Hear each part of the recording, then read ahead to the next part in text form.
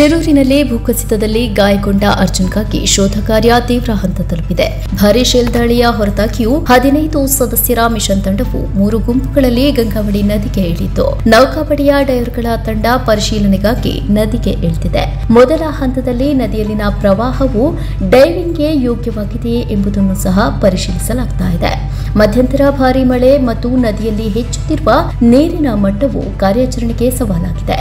ಇಂದು ಸುಮಾರು 200 ಜನರು ನೇರವಾಗಿ ಮಿಷನ್ನಲ್ಲಿ ಭಾಗವಹಿಸುತ್ತಾರೆ. 31 ಎನ್ಡಿಆರ್ಎಫ್ ಸಿಬ್ಬಂದಿ ಮತ್ತು 42 ಎಸ್ಡಿಆರ್ಎಫ್ ಸಿಬ್ಬಂದಿ ಕಾರ್ಯಾಚರಣೆಯಲ್ಲಿ ಭಾಗವಹಿಸುತ್ತಾರೆ.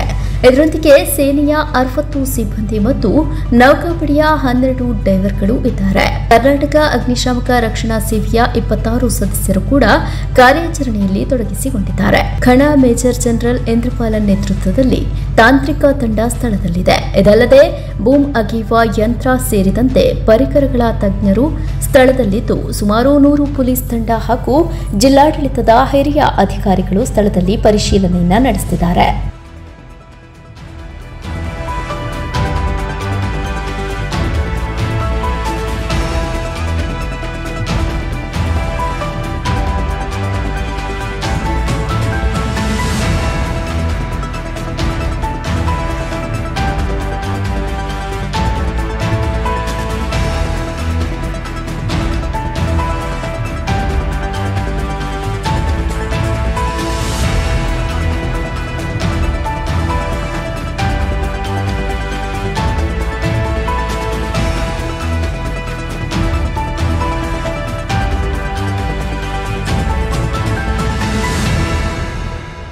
ಧ್ವನಿ ಮೀಡಿಯಾ, ನಿಮ್ಮ ಧ್ವನಿಗೆ ನಮ್ಮ ಧ್ವನಿ.